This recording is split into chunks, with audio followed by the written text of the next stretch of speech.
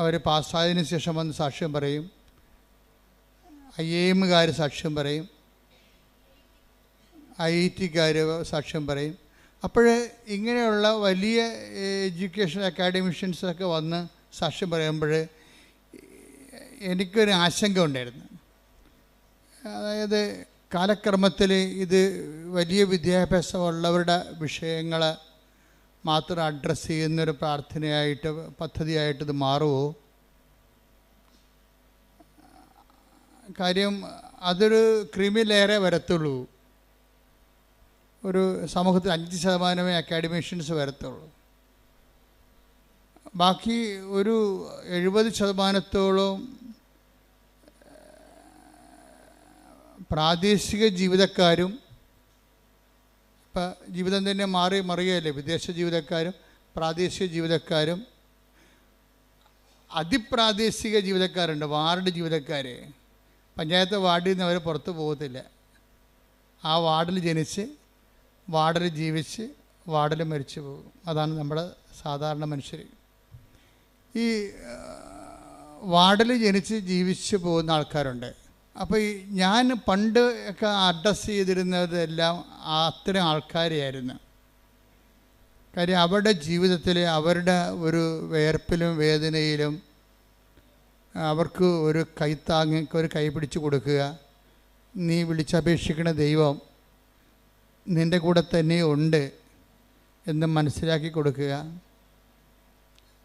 അപ്പോഴങ്ങനെ വന്നപ്പോഴെന്താ സംഭവിച്ചെന്ന് വെച്ച് കഴിഞ്ഞാൽ, ഇൻ്റലക്ച്വൽസും എഡ്യൂക്കേഷണലിസ്റ്റും അക്കാഡമിഷ്യൻസും അഡ്രസ്സ് ചെയ്യാൻ പറ്റാത്തൊരു കാലം ഉണ്ടായിരുന്നു. ഉടമ്പടി വന്നപ്പോൾ ഉടമ്പടി ഒരു ടെക്നിക്കൽ പ്രെയർ ആയത് കാരണം വളരെ ശാസ്ത്രീയമായിട്ട് അതിൻ്റെ ആന്തരികമായ അതിൻ്റെ ചേരുവകൾ, ഫോർമുലയൊക്കെ മനസ്സിലാക്കി ഷാർപ്പ് ഷൂട്ട് ചെയ്താൽ അപ്പോൾ തന്നെ ഷോട്ട് ഡൗൺ ആകും അത്. അപ്പം അതുകൊണ്ട് ഈസിയാണ്. കാര്യം ഈസിയാണെന്ന് വെച്ച് കഴിഞ്ഞാൽ ഇന്നത് ചെയ്താൽ ഇന്ന ഫലമെന്നുണ്ട്. അല്ലാതെ ഒരു പ്രാർത്ഥനാ ജീവിതത്തിലുള്ള ഒരു ഹൈപ്പോത്തറ്റിക്കൽ സിറ്റുവേഷൻസ് ഉടമ്പടി വളരെ തന്ത്രപൂർവ്വം എലിമിനേറ്റ് ചെയ്യുന്നുണ്ട്. അപ്പോൾ പ്രാർത്ഥിക്കുന്ന ആൾക്കാരുടെ ഒരു പ്രാർത്ഥിക്കുന്ന ഇത് പ്രെയർഫുൾ അതായത് പബ്ലിക് പ്രാർത്ഥിക്കുന്ന പൊതുജനത്തെ സംബന്ധിച്ചിടത്തോളം അവർക്കുണ്ടാകുന്ന ഒരു കൺഫർമേഷൻ, അവരുടെ അംബിഗ്വിറ്റി ഉണ്ട് അവർക്ക്. എന്ന് വെച്ചാൽ ഒരു എന്താണ്, ദൈവം കേൾക്കുമായിരിക്കും, കേട്ടാൽ കൊള്ളാം എന്നുള്ള രീതിയിൽ അവർക്കൊരു ഉറപ്പില്ല. കാര്യം അവർ ചില സമയത്ത് അവർക്ക് ഞങ്ങൾ വിശ്വസിക്കുന്ന വിഷയത്തിൽ ഈ രീതിയിൽ പ്രാർത്ഥിച്ചാൽ ദൈവം കേൾക്കുമോ, അല്ലെങ്കിൽ ഈ ഒരു സമയത്ത് എങ്ങനെയാണ് പ്രാർത്ഥിക്കേണ്ടത്, ഇങ്ങനെ പ്രാർത്ഥിച്ചാൽ മതിയോ, അതൊരു ആധ്യാത്മിക ആശങ്കകളാണ്. ഇപ്പം ഞാൻ ഈ വർഷങ്ങൾ 10-21 ലക്ഷത്തോളം ആൾക്കാർ നേരിട്ട് അവരുടെ സങ്കടങ്ങളൊക്കെ കഴിഞ്ഞ 10-30 വർഷമായിട്ട് കേട്ടപ്പോൾ പൊതുജനത്തിൻ്റെ ആധ്യാത്മിക ആശങ്കകളെക്കുറിച്ച് എനിക്ക് ഏകദേശം ധാരണയുണ്ട്. അപ്പോൾ ആൾക്കാരുടെ ബേസിക് ആശങ്ക എന്ന് പറയുന്നത് ഈ വിഷയത്തിൽ എങ്ങനെയാണ് പ്രാർത്ഥിക്കേണ്ടത്, ഇങ്ങനെ പ്രാർത്ഥിച്ചാൽ ദൈവം കേൾക്കുമോ. അപ്പം ഞാൻ പഠിക്കേണ്ട കാലത്ത് ഒരു കുഞ്ഞമ്മ ചേച്ചി എന്ന് പറഞ്ഞ ചേച്ചിയുണ്ട്. അവർക്ക് 4 മക്കളുണ്ട്. അവരിങ്ങനെ ഈ പണ്ടത്തെ രീതി അനുസരിച്ച് തലയിൽ കൂടി ഒരു വളയം പോലെ ഇട്ടിട്ട് ഈ നൂലിങ്ങനെ നൂറ്റ് വലയ്ക്ക് കെട്ടാൻ കൊടുത്ത് ജീവിക്കുന്ന സാധാരണ ഒരു അമ്മച്ചിയാണ്. അപ്പോൾ അമ്മച്ചിയുടെ കാര്യങ്ങളൊക്കെ ഞാനന്ന് 9ാം ക്ലാസ്സിൽ പഠിക്കുകയാണ്. അമ്മച്ചിയുടെ വിഷയങ്ങളൊക്കെ ഓരോ കാര്യങ്ങളൊക്കെ അവിടെ കയറി പിരിക്കുന്ന സ്ഥലത്തൊക്കെ ഇരുന്ന് പറയും. ഞാൻ ഇടയ്ക്ക് അവിടെ പോയി ഇരിക്കും, നാട്ടുകാർ അയൽവാസികളെ. അപ്പോൾ അവർ പറയണതൊക്കെ ഞാൻ കേട്ടിട്ടുണ്ട്. അപ്പോൾ അതിനകത്ത് കുഞ്ഞുമ്മ ചേച്ചി പ്രാവശ്യം അവരുടെ പ്രാർത്ഥനകൾക്കൊന്നും ഉത്തരം കിട്ടത്തില്ല. കുഞ്ഞുമ്മ ചേച്ചി പറയുവേ, ലോകത്ത് മുഴുവനും മനുഷ്യരല്ലേ, ഇതെല്ലാവരുടെയും പ്രാർത്ഥന കേൾക്കാൻ ദൈവത്തിന് പറ്റുക. അതാണ് പ്രശ്നം. ഇപ്പം മനുഷ്യന്മാരിങ്ങനെ ദൈവത്തിന് മനുഷ്യന്മാർ കേൾക്കുന്ന പോലെ ലോകം മുഴുവൻ മനുഷ്യരല്ലേ, അവിടെയൊക്കെ എല്ലാവരുടെയും പ്രാർത്ഥന കേൾക്കാൻ ദൈവത്തിന് പറ്റുമോ? അപ്പോൾ ദൈവത്തെക്കുറിച്ചുള്ള അവരുടെ ഒരു പ്രാദേശിക ജ്ഞാനമാണത്. അത് പക്ഷേ അങ്ങനെയുള്ള ജ്ഞാനമുള്ള ഒത്തിരി പേരുണ്ട്. നമ്മുടെ വിഷയം മാത്രമല്ല ദൈവത്തിന്, അങ്ങനെ ചിന്തിക്കുന്ന ആൾക്കാരുണ്ട്. അപ്പോൾ വ്യത്യസ്തമായ, അപ്പോൾ അവരുടെ ഒരു ആധ്യാത്മിക ജ്ഞാനത്തിൻ്റെ ആ ഒരു പരിസരത്ത് നിന്നുകൊണ്ടാണ് അവരുടെ പ്രെയറിൽ ലോഞ്ച് ചെയ്യണത്. അപ്പോൾ അത്രയും തന്നെ ആ പ്രെയറിന് തുടങ്ങുമ്പോൾ തന്നെ അതിൻ്റെ അകത്ത് സംശയത്തിൻ്റെ ഗുമളമുള്ളത് കാരണം അത് വർക്കൗട്ട് ചെയ്യത്തില്ല. പക്ഷേ ഉടമ്പടിയിലേക്ക് വരുമ്പോൾ ഇങ്ങനെയുള്ള ഒരു കോമൺ പീപ്പിൾ ആയാലും ശരി, കുറച്ച് എക്സ്ട്രാ ഓർഡിനറി ആയിട്ടുള്ള പീപ്പിൾ ആയാലും ശരി, ഉടമ്പടിയുടെ ക്ലാസ്സുകൾ കേട്ട്, ജനങ്ങളുടെ സാക്ഷ്യങ്ങൾ കേട്ട്, അച്ഛൻ്റെ ഉടമ്പടി ധ്യാനമൊക്കെ കേട്ട് കഴിയുമ്പോൾ അവർക്ക് മനസ്സിലാകുന്ന ഒരു സത്യമുണ്ട്. ഇതൊരു സയൻറ്റിഫിക്കലി പ്രൂവൺ പ്രെയറാണ്. ഒരു ആധ്യാത്മിക ശാസ്ത്രം, ബൈബിൾ ശാസ്ത്രം ഉണ്ടല്ല, ബൈബിൾ ശാസ്ത്രം അനുസരിച്ച് പ്രൂവ് ചെയ്തിട്ടുള്ള ഒരു പദ്ധതിയാണ് കവനൻ്റ് എന്ന് പറയുന്നത്. ഈ കവനൻ്റെ കൂടെ വന്നിരിക്കുന്ന കവനൻ്റ് ഇപ്പോഴുള്ളതല്ല, പണ്ടിനാലെ ദൈവം അതാത് കാലങ്ങളിൽ അപ്ഡേഷൻസ് ഉള്ള ഒരു പ്രാർത്ഥനയാണ് കവനൻ്റ് എന്ന് പറയുന്നത്. അപ്പോൾ കവനൻ്റെ ഒരു ഹിസ്റ്ററി ഓഫ് കവനൻ്റ് അല്ലെങ്കിൽ ഇവോൾവിങ് ഒരു പരിണാമം, കവനൻ്റ് ഉടമ്പടി ദൈവശാസ്ത്രത്തിൻ്റെ പരിണാമങ്ങളിലേക്ക് പോയി കഴിഞ്ഞാൽ നമുക്ക് മനസ്സിലാകും ഇതിന് ഘട്ടം ഘട്ടമായി കാലത്തിനൊപ്പം അപ്ഗ്രഡേഷൻ സംഭവിച്ചിട്ടുള്ളതാണ് ഉടമ്പടിയിൽ. നമ്മുടെ ഈ കാലത്ത് വന്നപ്പോൾ ഇവിടെ ദൈവത്തിൻ്റെ ഒരു പ്രധാനപ്പെട്ട വിഷയം, ഇത് ദൈവത്തിൻ്റെ ഒരു വിഷയമായി മാറി.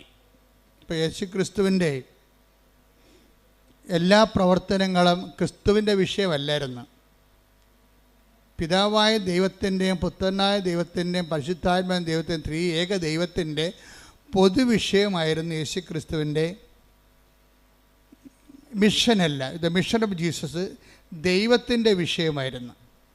അപ്പോൾ ദൈവത്തിൻ്റെ വിഷയമാകുമ്പോൾ അതിൻ്റെ മുതൽ മുടക്കെല്ലാം ദൈവമാണ്. മുതൽ മുടക്കാൻ വേണ്ടി ദൈവം അറ്റം വരെ തയ്യാറാണ്.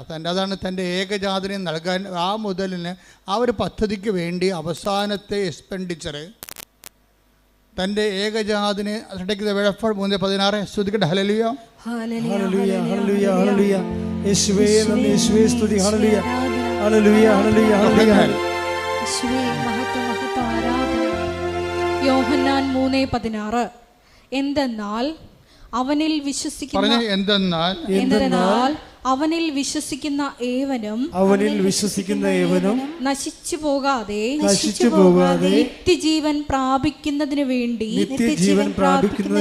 തന്റെ ഏകജാതനെ നൽകാൻ തക്കവിധം ദൈവം ലോകത്തെ അത്രമാത്രം സ്നേഹിച്ചു. അപ്പോൾ ദൈവം ലോകത്തെ അത്രമാത്രം സ്നേഹിച്ചത് കൊണ്ട് തൻ്റെ ഏകജാതനെ മുഴുവനായിട്ട് വരെ നൽകാൻ അതിൻ്റെ ക്യാപിറ്റൽ അതാണ്. രക്ഷാകര പദ്ധതിയുടെ ക്യാപിറ്റൽ എന്ന് പറയുന്നത് ഏകജാതനെ മുഴുവനും കൂടി നൽകിയ പാപത്തിന് പരിഹാരം ചെയ്യേണ്ടി വന്നപ്പോൾ അതിന് പോലും ദൈവം ചെലവഴിച്ചതാണ്. അപ്പോൾ ആ ദൈവത്തിൻ്റെ ആ ചെലവഴിക്കൽ നിന്നാണ് ക്രിസ്തുശാസ്ത്രം രൂപപ്പെട്ട് വരണത്. പ്രായോഗിക ജീവിതബന്ധിയായ ക്രിസ്തുശാസ്ത്രം. ഇപ്പോൾ ഒരു അക്കാഡമിക് ക്രിസ്തുശാസ്ത്രമുണ്ട്, പക്ഷെ ഒരു ജീവിതബന്ധി കാലബന്ധിയായ ഒരു ക്രിസ്തുശാസ്ത്രമുണ്ട്. അപ്പോൾ ഈ 3:16 ഡെവലപ്പ് ചെയ്ത് വരുമ്പോൾ പിന്നീട് പൗലോസ് പറയും നമ്മൾക്ക് യേശുക്രിസ്തുവിന് നൽകിയവൻ. ശ്രുതിക്കട്ടെ. Hallelujah hallelujah hallelujah hallelujah. റോമ 8:32 സ്വപുത്രനെ പോലും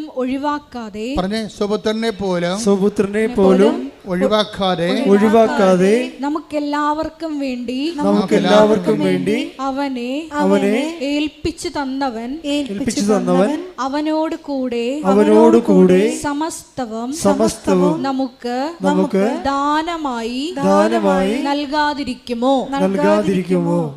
അവിടെ അതിൻ്റെ ഒത്തിരി വാക്കുകൾ ദൈവത്തിൻ്റെ തനത് മൈൻഡ് വെളിപ്പെടുത്തുന്നുണ്ട്. അതായത് ഈ റോമ 8:32 യോഹന്നാൻ 3:16 തമ്മിൽ ലിങ്ക് ആയിരിക്കണം. എന്താണ് 3:16 എന്താ പറയണത്? തൻ്റെ ഏകജാതനെ നൽകാൻ തക്കവിധം ദൈവം അത്രമാത്രം നമ്മളെ ലോകത്തെ സ്നേഹിച്ചു.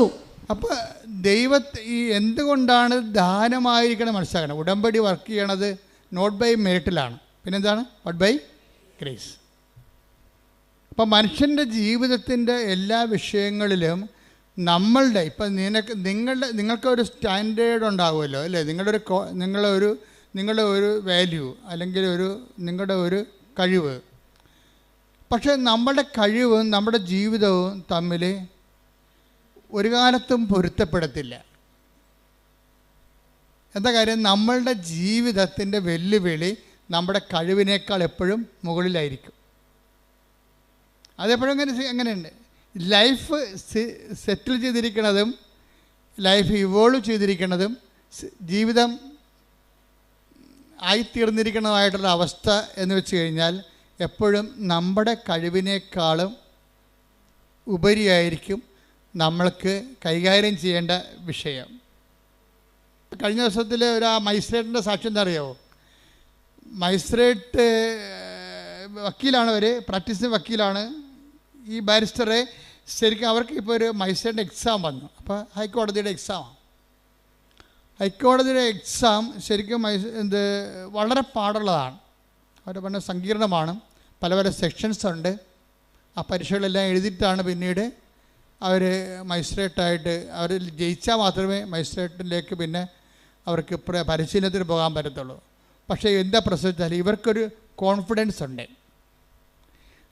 എപ്പോഴും നമ്മൾ ശ്രദ്ധിക്കേണ്ടത് ഈ കോൺഫിഡൻസ് ആണ് ഫസ്റ്റായിട്ട്. നമ്മൾ ദൈവത്തിൻ്റെ സന്നിധാനത്തിൽ വരുമ്പോൾ ആദ്യത്തെ ബോംബിങ് ഏരിയ എന്ന് പറയണത്, അല്ലെങ്കിൽ മിലിറ്ററി ടാർഗറ്റ് പൊസിഷൻ. ഇപ്പം മിലിറ്ററി പൊസിഷൻ എന്ന് പറയത്തില്ലേ, ബോംബ് ചെയ്യുന്ന വിമാനങ്ങൾക്കൊരു പൊസിഷൻ ഉണ്ടാകും.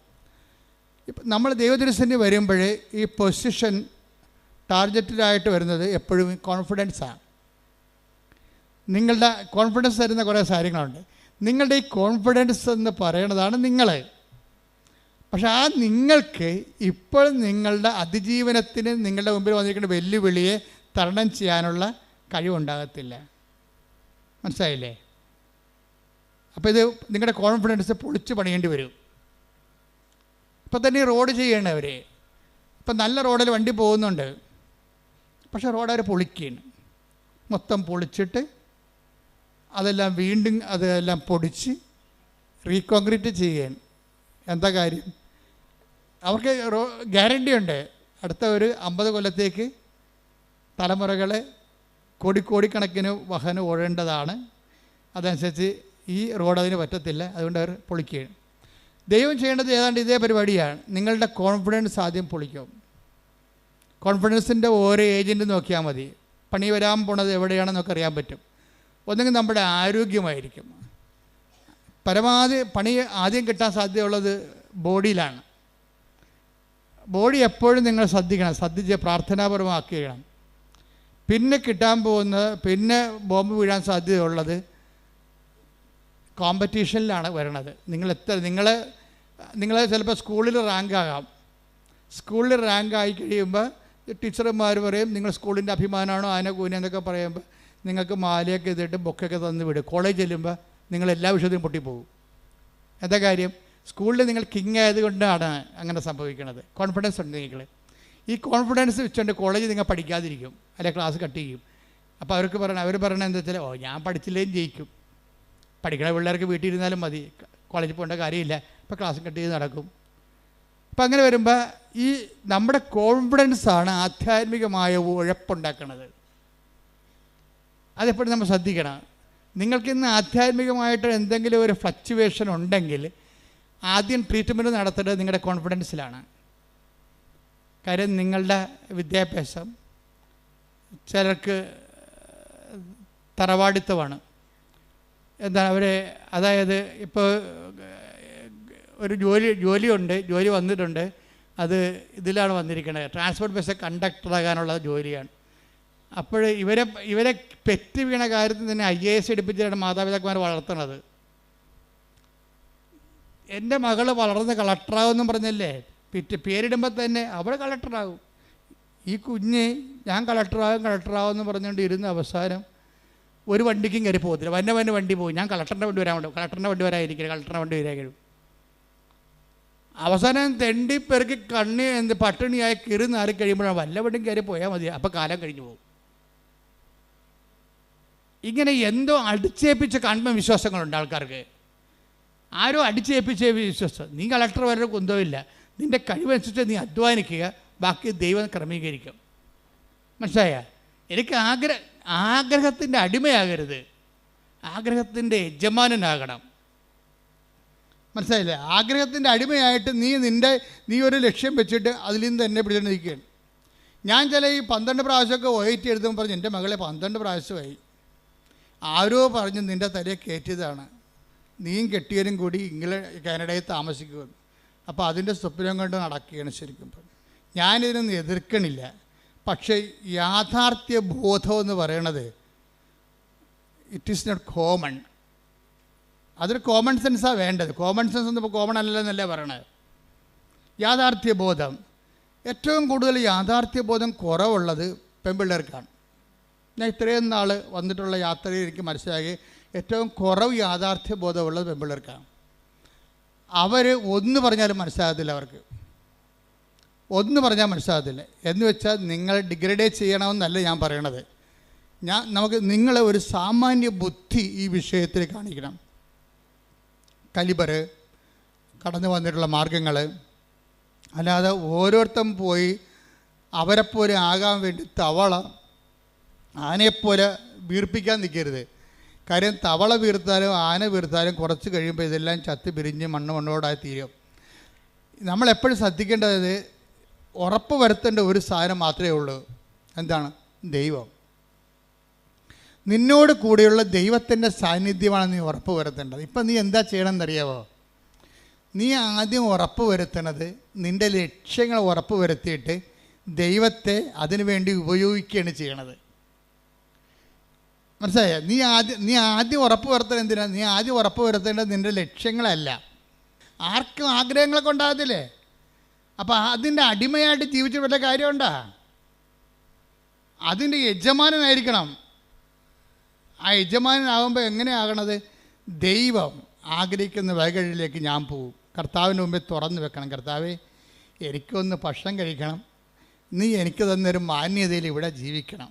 മാന്യമായ ജീവിതം അത് നമുക്ക് ദൈവത്തോട് ന്യായമായിട്ട് ചോദിക്കാവുന്ന കാര്യമാണ്. എന്താണ് മാന്യമായ ജീവിതം? മാന്യതയെന്ന് പറഞ്ഞ സമയത്ത് ബൈബിൾ ഒത്തിരി പ്രാവശ്യം ഉപയോഗിക്കുന്ന വാക്കാണ്. അവയവങ്ങൾക്ക് പോലും മാന്യതയെന്നൊക്കെ പറഞ്ഞ് ബൈബിൾ ഉപയോഗിക്കുന്നുണ്ട്. അപ്പോൾ ദൈവത്തോട് നമുക്ക് ചോദിക്കാം, മാന്യമായ ജീവിതം, എനിക്കൊരു മാന്യമായ ജീവിതം തരണം. അല്ലാതെ നീ എന്ത് ചെയ്യണം? ദൈവത്തിന് ഒരു സംഭവം ഇട്ടിട്ട് വരച്ച് അമ്മട്ടിക്ക് കർത്താവ് എന്ന് പറഞ്ഞുകൊണ്ടിരിക്കുക. അതല്ല ഉടമ്പടി എന്ന് പറയണത്. ഉടമ്പടി നിനക്ക് ന്യായമായി ചോദിക്കാവുന്ന എന്താണ്? മാന്യമായ ജീവിതം. അത് ചോദിക്കാം. അത് കർത്താവായിട്ട് കിട്ടിയിരിക്കും. എന്താ കാര്യം എന്നറിയാമോ? അതിന് പ്രൊവിഷനുണ്ട്. എന്താ കാര്യം? ദൈവത്തിൻ്റെ സൃഷ്ടികളിൽ ഏറ്റവും നല്ലവണ്ണം മാന്യതയുള്ളത് മനുഷ്യനെയാണ്. അതുകൊണ്ടാണ് മാന്യമായ ജീവിതം നമുക്ക് അവകാശമായിരിക്കുന്നത്. അത് നമ്മുടെ അവകാശമാണ്. ഇപ്പം നമുക്ക് ഇപ്പോൾ ഒരു കുഴിയാന എന്ന് പറഞ്ഞു കഴിഞ്ഞാൽ അതിനെന്താണ്? കുഴിയാന സാധനമില്ലേ, കണ്ടിട്ടുണ്ടോ? അപ്പം അത് പോകുമ്പോൾ അതിനെ ഉറുമ്പിട്ട് കൊടുക്കുമ്പോൾ അതുടനെ അതിനെ അടിച്ച് മണ്ണ് തെറിപ്പിച്ചിട്ട് അതിന് കുഴിയിലാണ് താമസിക്കണത്, അല്ലേ? കുഞ്ഞു കുഴിയിലാണ് താമസിക്കുന്നത്. പക്ഷേ ആന താമസിക്കുന്നത് എവിടെയാണ്? കൊട്ടിലാണ് താമസിക്കുന്നത്. അപ്പോൾ കുഴിയും കൊട്ടിലും തമ്മിൽ വ്യത്യാസമില്ലേ?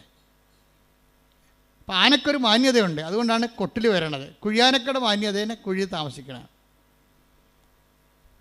ഇതുപോലെ തന്നെയാണ് വല്ല പാമ്പ്, അതുപോലെ തന്നെ ഉള്ള ജീവികളൊക്കെ ചിലതൊക്കെ അളയെ താമസിക്കും. ഇപ്പം മനുഷ്യൻ താമസിക്കുന്ന ആടാണെങ്കിൽ അളയിലല്ല, ആലയിലാണ് താമസിക്കുന്നത്. അതിന് വ്യത്യാസം കണ്ട? ആടിന് ആല, അതുപോലെ തന്നെ ആനയ്ക്ക് കൊട്ടിൽ, രാജാവാണെങ്കിൽ കൊട്ടാരത്തിൽ താമസിക്കും. മാന്യത മാറി. ഇതുപോലെ മനുഷ്യൻ എന്തുകൊണ്ടാണ് വീട്ടിൽ താമസിക്കുന്നത്? മനുഷ്യൻ്റെ വീടാണ്, ഭവനം. ഒത്തിരിയേറെ ആന്തരികമായ അർത്ഥങ്ങളുള്ളതാണ് ഭവനം. അവിടെ എന്തുകൊണ്ടാണ് താമസിക്കുന്നത് വെച്ച് കഴിഞ്ഞാൽ അവൻ ദൈവത്തിൻ്റെ ഛായയിൽ സൃഷ്ടിക്കപ്പെട്ടത് കൊണ്ടാണ്. അതാണ് മാന്യത എന്ന് പറയുന്നത്.